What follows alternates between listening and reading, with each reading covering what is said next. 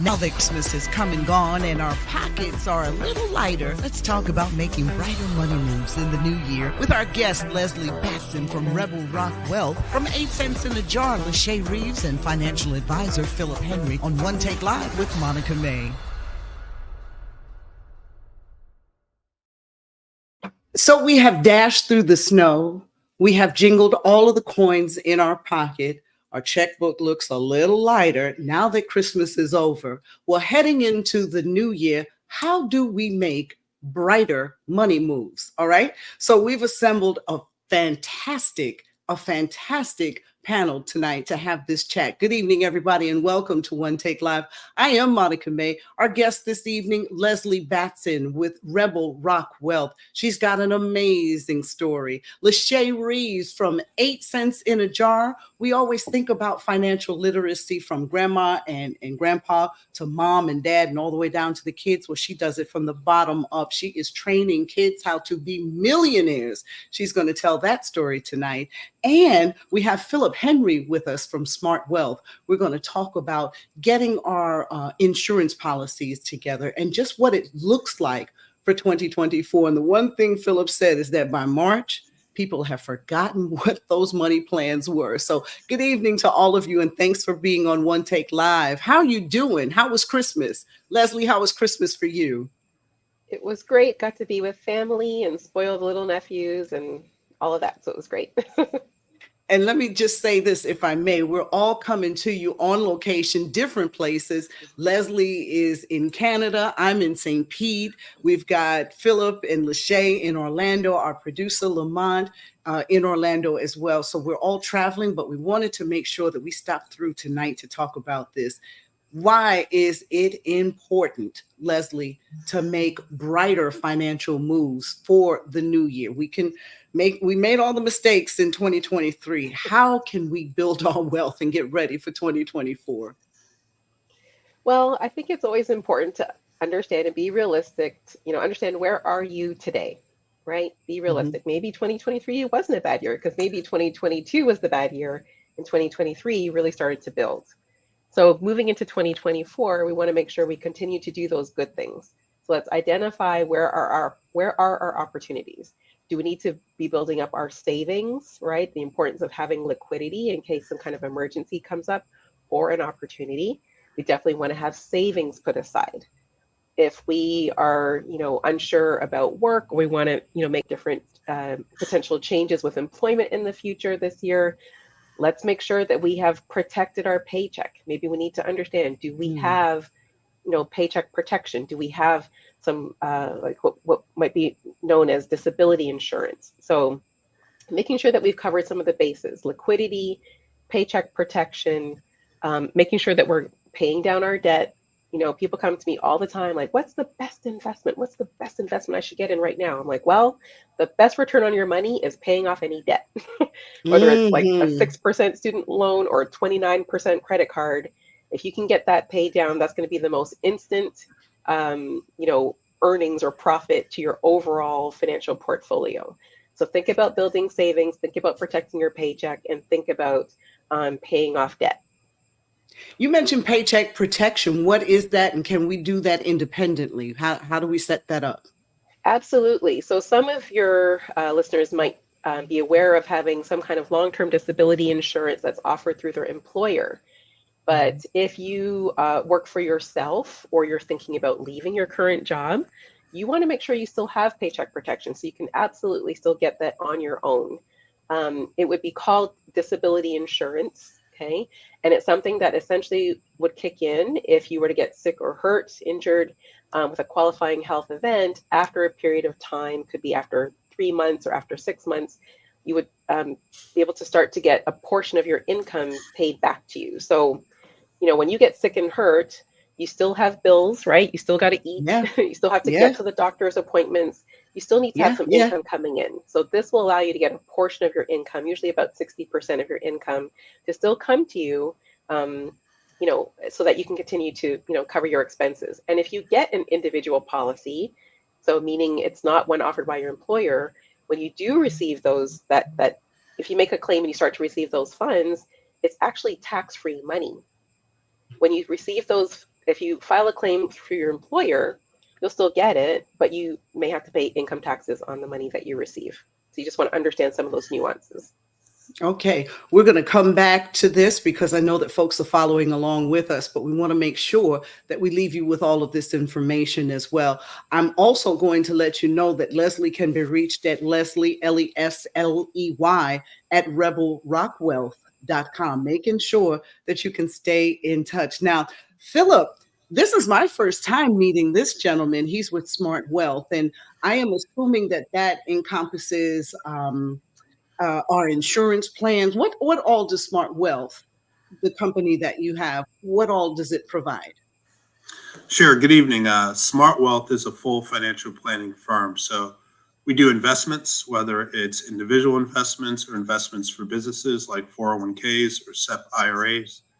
We also do insurance. Lesley was just talking about individual disability. So we do disability plans, life insurance plans, both term and whole. And a lot of what we do is getting our clients organized, helping them save, and also combining that with tax strategies to make sure that they have a full financial plan. When you talk about getting your clients organized, you're talking about their finances organized. Now, when I choose you as my financial advisor, what am I bringing to the table? A lot of us don't want to share all of our bank statements, but I guess they speak better than we can.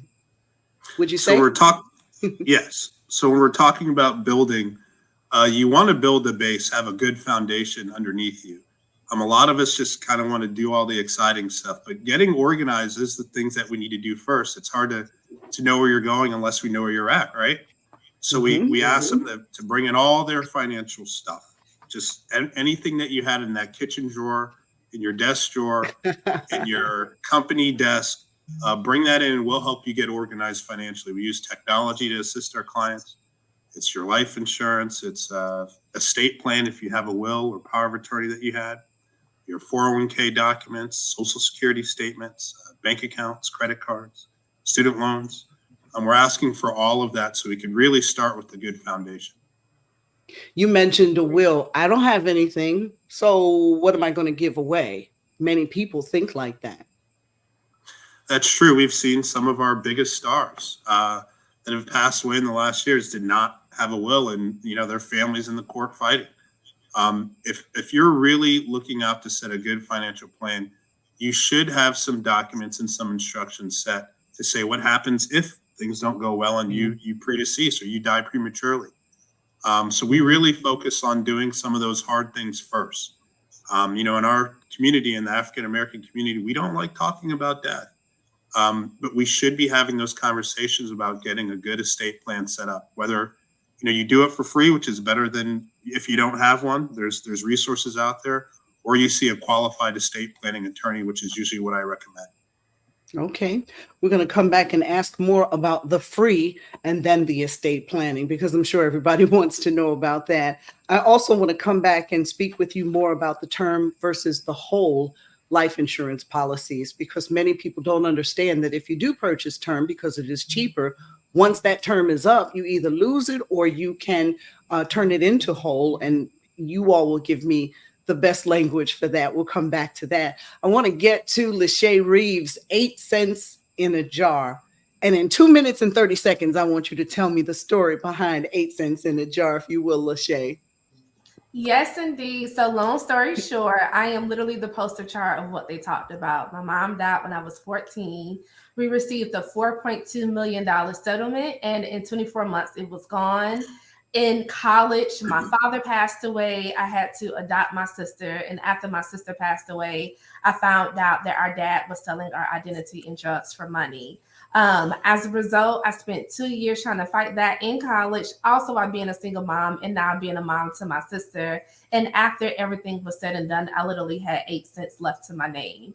So the bank at the time said, you don't have enough money for a bank account. So they wanted to discharge my 8 cents. I said, nope. Let me take that home. I was frustrated. I placed it in the jar. I looked at that jar and I said, never again. So with 8 cents in a jar, Phillip said something powerful where, people, they come in, bring their paperwork and they have to get everything settled. why not teach students how to set the foundation at the beginning so they can have an opportunity to save money, acquire assets, and build wealth? So that's who we are, 8 cents in a jar. And that was less than 2 minutes and 30 seconds. So Lashea, I thank you for that. The first time Lashea and I ever crossed paths, I was invited to attend one of her, I'll just say, what is it called when all of the kids converge together? Is it a university? What is it called?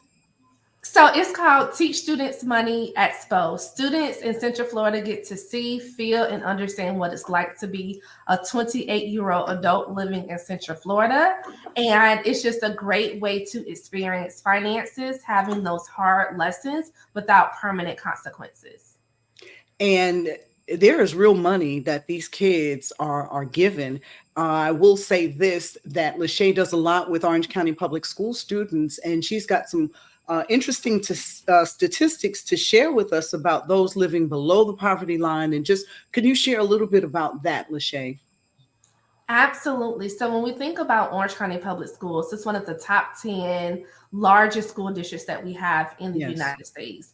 But what we never do get to talk about are the students that live below the poverty line. So we're looking between 34 and 38% of our students in Orange County that are below the poverty line attending those schools. So with that, think about the resources that they may not have, or because of their zip code, they have limited resources. So those are the students that we want to target. Those are the students that we want to hit, because we want to make sure that they have an opportunity to grow up and be financially independent and experience economic mobility.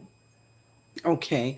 And then a little later on, Lashea is going to tell us what she did to win the 2021 Victory Cup. I'm going to put a pin right there so we can come back, because that's a pretty big title to have won. I'm going to come to Lesley now. This is a conversation that we had before, and you had such a profound answer. Everyone talks about us being in a recession. Can we recession proof our finances? But first of all, Lesley, are we in a recession? Well, how I to answer this before is I am not an economist, so I am not going to say we are in a formal recession or not. But I would just challenge you to take a look at your own household and determine, are you in your own personal recession? If you are bringing in less than what you're spending, At your that means own you're finances. in your Go ahead. own personal finances. So if you are spending more than what's coming in, that's slow growth, and therefore you're heading towards a personal recession. So you need to take stock. So kind of what I alluded to before, if you don't have any money put away, if you're, increasing your debt because you're spending more than what you have to start to take a look and say, how can I reverse my personal recession? Because there's always going to be factors that are going to be out there beyond your control. You have to think about what are the things that you can control in your own household. And certainly your spending is one. And so do you think we all need to have just better budget attitudes? Absolutely. I know this will be controversial. I don't actually like the word budget, but we should have some kind of spending plan. Like, we should at least understand, yes, we should at least understand, where is each dollar going? When it's coming in, what job does it have? If it doesn't already have a job, it's probably going to get spent. So we really should be setting up what I call cash flow structures to kind of automate the move of our money. When the money comes in, let's have it already automatically assigned to go somewhere and do something that's going to help us, not hurt us. And it doesn't mean that you don't ever buy yourself something nice. I mean, this is the holidays, right? Take a vacation here and there. But let's make sure we do it in a smart way. Let's make sure we do it when it makes sense to do it. And let's not spend more than what we should because we want to be, Insta famous. Let's be smart, right? We need to start, our community needs to be less about consumption and more about, production, right? It's more about multiplication. And we have to just start to sort of just embed in our hearts and our priorities that we want to grow and not just, flaunt. I like that. We're talking about making brighter money moves in the new year. Many of us just spent every single dollar on Christmas. And one thing that Lashea said, and this was a while ago, is that ask kids 3 months from now what they received from a specific person. And I guarantee you, they're not going to remember that. So let's be wiser. Maybe buy them some stock in an item. Talk about that, Lashea. Absolutely. So one of the things that our students have informed us with 8 cents in a jar is that they remember the experience over the gift. So why not gift the gift of experience? So sometimes it could be some students never seen snow before. So what does it look like to even take spirit to a place where they can see snow for the first time and have that memorable experience? A lot of our Mm-hmm. students talk about, oh, how much they love wearing Jordans. And so an exercise that we have is, which item costs less? Is it to own the actual stock and be a stock owner or a shareholder for that company, or the actual product? And even when we have that exercise, 9 times out of 10 of the students say they would rather own the stock, knowing that there's an opportunity if that company pays dividends, then they can get that too. So definitely want to make sure that you have an opportunity to mix it up. It can be one thing that they really want. It could be an experience, and then also a stock is a favorite toy item or something that they love to have. Mm-hmm. So Philip, when you're dealing with people and their finances, what do you seem to notice as a running thread about why people are making imperfect, we'll call them that, financial decisions? Sure, we have a lot of misinformation that's out there. A lot of stuff Mm. just jumps to, hey, let's invest first before we get down with just the fundamentals. Let's figure out how we can save first. Lesley and Lashea were both talking about making sure we have good saving habits. So what I do for my clients is I make it easy for them. I save for them. Their paycheck goes directly into their savings account, and then I send to their checking account what they're supposed to use to spend. So they're paying themselves first, which where our most important asset is ourselves. A lot of times, also, clients are confused with investing versus saving. A lot of my Mm. clients just automatically assume, hey, we're going to Phillip Henry. He's an investment advisor. He's going to invest for me.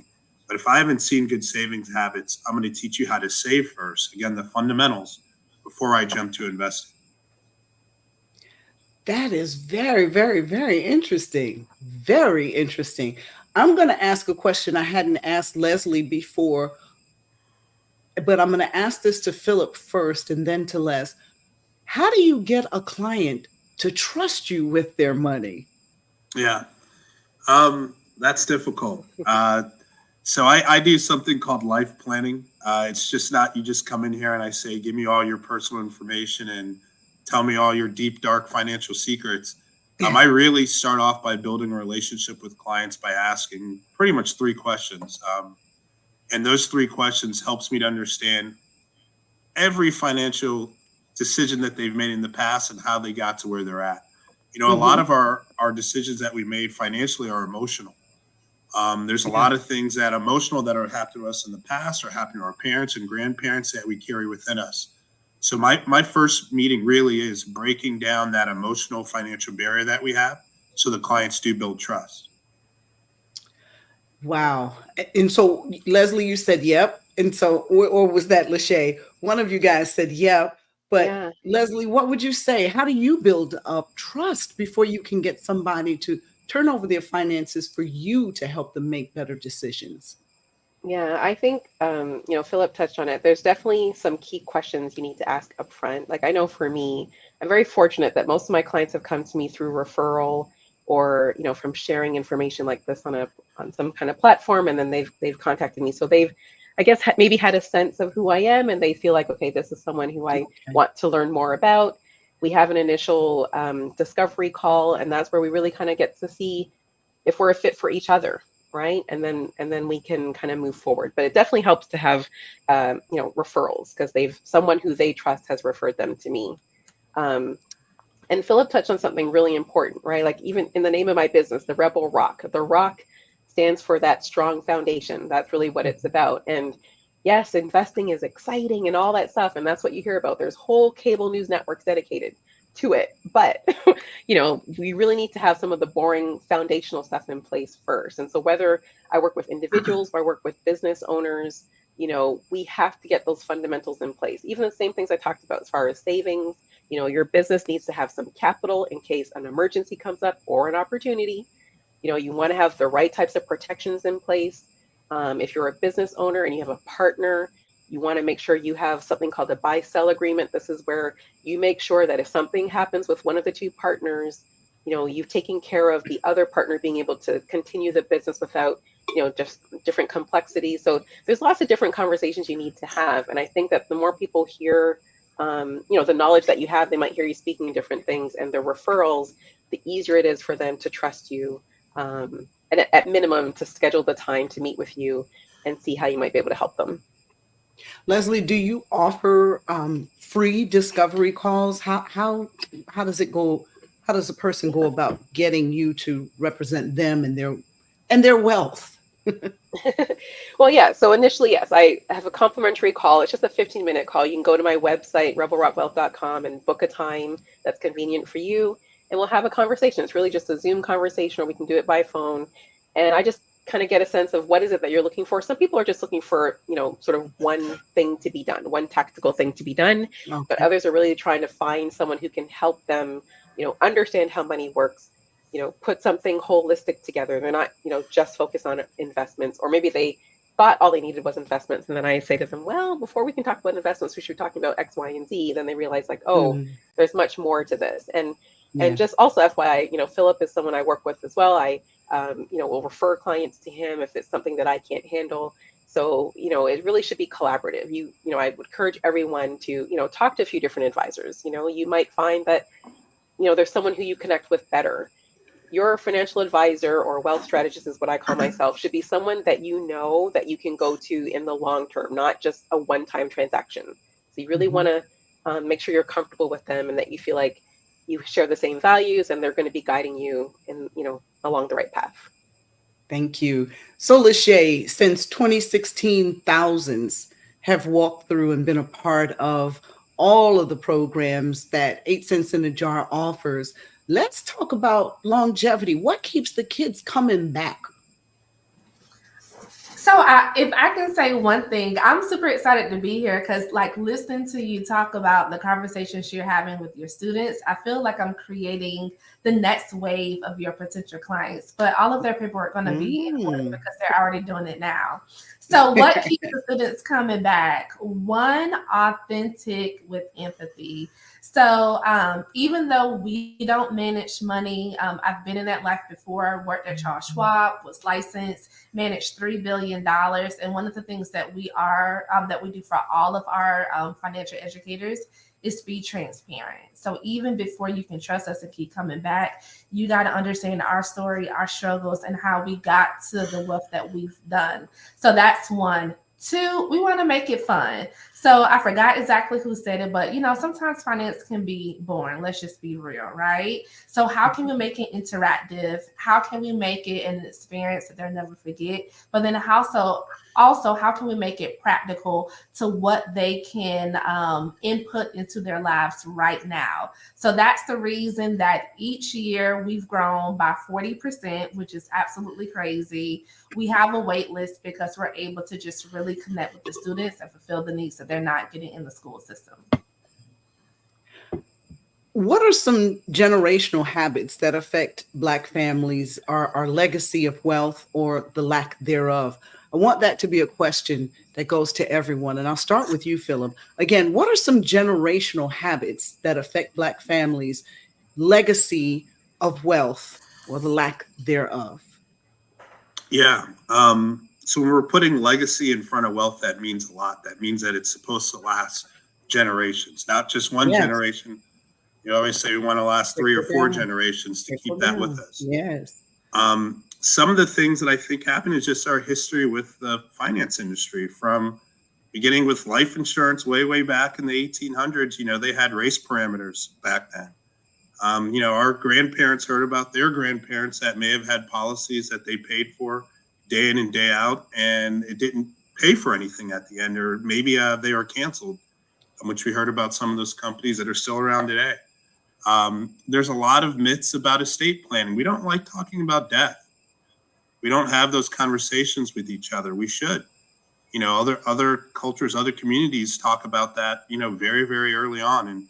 And that's something that I encourage my clients to do is let's, get each generation in a room, the 15-year-old, Lashea student, the parent and the grandparent, and let us know what their money issues or even the other assets that are out there. So it really, a lot has to do with communication and breaking down some of those myths that are out there. What would you say, Lesley? The same question. What are some generational habits that affect us from having that generational wealth? Yeah, so along with kind of what Philip touched on is maybe a lack of confidence in some ways in the industry is just a lack of knowledge, right?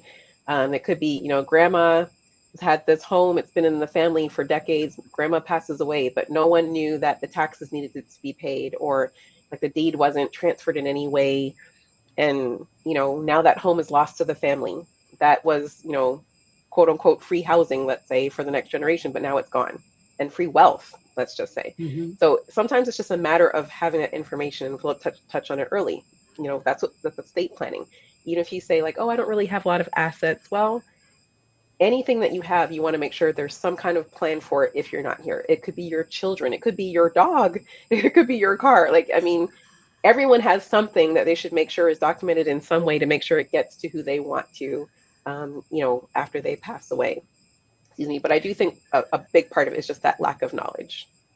You also mentioned a while ago, Lesley, that if we insure our Ferraris or our Volkswagens, we need to have insurance on ourselves, our bodies. So that's Absolutely. important. Absolutely. I mean, there are people who get engaged and they're like, oh, we got to get this rock, insured, but they haven't insured their life. They haven't insured their paycheck. They haven't even properly insured their car, or their home, but they're making sure that that iPhone has full Apple Care or, that wedding ring is covered. And it's not that those things aren't important, but let's also make sure that the really important things are also protected. So as we wrap up, I'm going to ask each of you, what are some brighter money moves that we can make in the new year? From a youth perspective, Lashea, let's start with you. What are some smart moves that we can make in 2024? Well, outside of enrolling them into our programs with Okay. I would definitely say just having family finance conversations. One of the things that we're incorporating in 2024 are family finance toolkits, where there are conversation starters to just even know like where your family banks or what are the savings goals for the family. So I would definitely say that it's one of the brighter moves that we want to instill in our families and then also our students to make 2024 smarter and better and brighter. Can we do independent? I don't want to, maybe my child's class doesn't know about 8 cents in a jar. How can I get my child enrolled in some of the programs that you're offering through 8 cents in a jar? Absolutely. So, although we have relationships with Orange County Public Schools and then also in surrounding counties, we also have public programs that are completely free. So, literally on January 8th, we'll be rolling out all of our programs that will be happening for that year. And all you have to do is just go to our website and sign up. And like I said, it's completely free. So, come on board. Info at 8centcents.org. Phillip? Embrace those professionals that are out there willing to help. I have a program called Adulting 101 that doesn't cost anything, and I walk my clients through getting organized, looking at their assets and protecting them, and teaching them how to save, and then looking at tackling debt. I mean, I'm not even talking about investing it, and that's where I charge a fee. And a lot of clients get a lot of good benefit from that. Lastly, embrace automation and technology. There's a lot of really good budgeting apps, saving apps that are out there. Make life easier for you. The technology's out there. Okay. Phillip, 2L's, PHILLIP_Henry at smartwealth.net. Lesley, you have the last word. Take us on out. Okay, well, I guess I would say two quick things. One is, like I mentioned, making sure you've got that money put aside. So if you've been saving well in the past, continue doing it or start to save even more. The second thing I would say is if you had any kind of life event, you got married, had a baby, maybe got divorced, check all your documents, make sure you've updated your beneficiaries, updated your address everywhere where it's important. Just do that little checklist each year at the end of the year, and it will save you a lot of, stress and headache in the future. All right. And Lesley is Lesley at rebelrockwealth.com. We're making brighter money moves in 2024. I want you to know. I thank you all so much for watching One Take Live. I thank my guest, Lesley Batson, Rebel Rock Wealth, Lashea Reeves from 8 Cents in a Jar, and my new friend, Phillip Henry from Smart Wealth. Thank you all. Happy New Year to you, and thank you for watching.